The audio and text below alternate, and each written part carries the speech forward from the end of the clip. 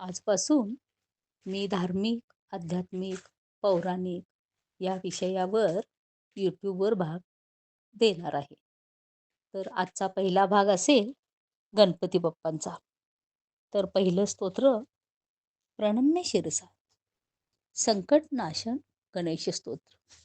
नारद उवाच प्रणम्य शिरसा देवं गौरीपुत्रं विनायकं भक्तावासं स्मरेन् नित्यं आयुक्कामार्थसिद्धये. नारद म्हणाले, दीर्घायुष्य मिळून सर्व संकल्पांच्या पूर्तीसाठी पार्वतीपुत्र विनायकाला मस्तक नमवून वंदन करून भक्तांच्या हृदयात निवास करणाऱ्या गणेशाचे सतत स्मरण करावे. प्रथमं वक्रतुंडं च एकदन्तं द्वितीयकं तृतीयं कृष्णपिंगाक्षं गजवक्त्रं चतुर्थकं. वाकडी सोंड असल्याने गजाननाचे पहिले नाव वक्रतुंड, दुसरे एकदंत.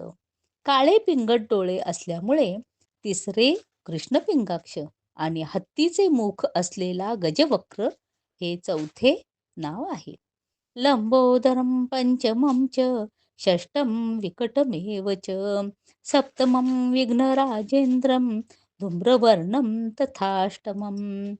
विशाल पोट असणारा लंबोदर हे पाचवे, विकट हे सहावे, सर्व विघ्नांचा स्वामी असल्यामुळे विघ्नराज हे सातवे आणि तसेच धुराप्रमाणे रंग असणारा धूम्रवर्ण हे आठवे नाव आहे. नवमं भालचंद्रं च दशमं तु विनायकं एकादशं गणपतिं द्वादशं तु गजाननं. कपाळावर चंद्रकोर असणारा भालचंद्र हे नववे, 10वे विनायक, सर्व गणांचा अधिपती असा गणपती हे 11वे आणि गजाचे मस्तक असणारा गजानन हे 12वे नाव आहे. द्वादशैतानि नामानि त्रिसंध्यं यः पठेन्नरः न च विघ्नभयं तस्य सर्वसिद्धीकरं प्रभो. सर्व कामे सिद्धीस नेणारे आहे प्रभो. जो पुरुष त्रिकाल ही 12 नावे पठन करेल त्याला कोणत्याही संकटापासून भय राहणार नाही. विद्यार्थी लभते विद्यां धनार्थी लभते धनं पुत्रार्थी लभते पुत्रान् मोक्षार्थी लभते गतिं. या स्तोत्र पठनाने विद्येची अपेक्षा करणारा विद्या मिळवतो, धन इच्छिणारा धन मिळवतो, पुत्राची कामना करणारा पुत्र मिळवतो आणि मुमुक्षु मुक्ती मिळवतो. जपेन गणपती स्तोत्रम षड्भिर्मासं फलं लभेत संवत्सरेण सिद्धींच लभते नात्र संशयः.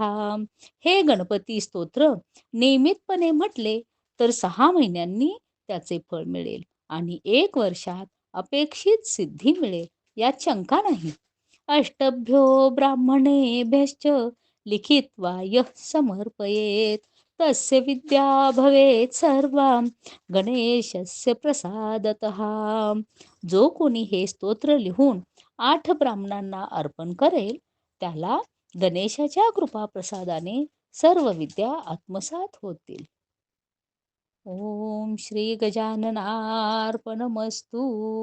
शुभं भवतु.